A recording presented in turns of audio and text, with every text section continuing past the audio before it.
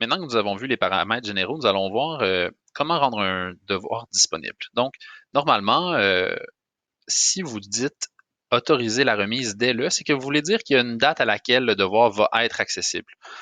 C'est surtout utile lorsqu'on a des groupes cohortes qui se suivent avec des dates X, donc si on a un calendrier prédéterminé. En FGA, avec des entrées continues, on va désactiver ça, donc les personnes vont, dès leur arrivée dans le cours, vont pouvoir remettre leurs devoirs. Donc quand on le désactive, c'est pas qu'on empêche la remise, c'est vraiment qu'on dit on peut immédiatement les remettre.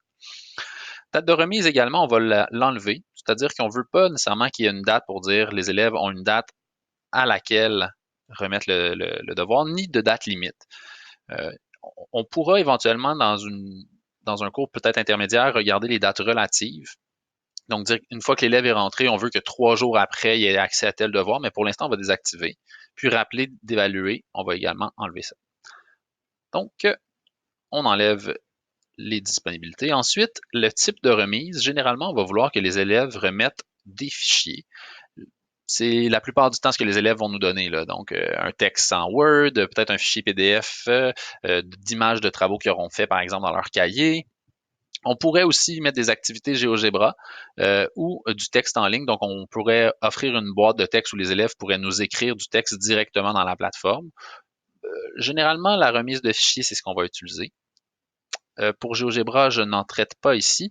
Ensuite, on peut dire le nombre maximal de fichiers.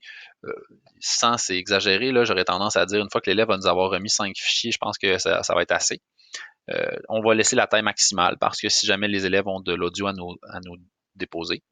Les types de fichiers acceptés, si on met rien, tous les types de fichiers acceptables par la plateforme vont être acceptés. Si on veut limiter, on peut venir cliquer sur choisir. Puis moi, une des raisons pourquoi je limiterais, c'est si je veux absolument que mes élèves me déposent des fichiers PDF pour que je puisse les annoter dans la plateforme. On va voir tantôt qu'on peut annoter directement les devoirs dans la plateforme. Donc, j'irai dans Fichier documents, déplier, et là, je dirais, je veux limiter à des documents PDF. Voilà, enregistrer.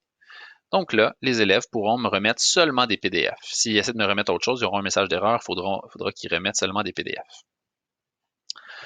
Ensuite, type de feedback. Ça, c'est le genre de correction qu'on va faire. Il y aura toujours les commentaires. Donc, les commentaires, pas besoin de les cocher nécessairement. Il y aura toujours une case commentaire. Donc, le plus important, c'est d'avoir annotation PDF. On peut aussi utiliser fichier de feedback. Par exemple, si on avait une grille d'évaluation qu'on veut remplir, on va pouvoir mettre ça, puis l'élève va pouvoir avoir un fichier de rétroaction. Donc, annotation PDF, fichier de feedback, ça peut être intéressant. Euh, Formulaire d'évaluation en ligne, je ne l'ai jamais essayé. Donc, je ne connais pas toutes les fonctions de la plateforme. Ça, c'est un de mes points morts. Donc, il faudrait que je fouille un petit peu, mais on verra ensemble. Je n'ai jamais utilisé. Donc, voilà pour ce qui est des petites fonctionnalités dont je voulais vous parler pour la remise des travaux. Ensuite, nous allons voir le type de réglage que l'on peut faire, les notifications, les notes. On va voir ça dans la prochaine vidéo.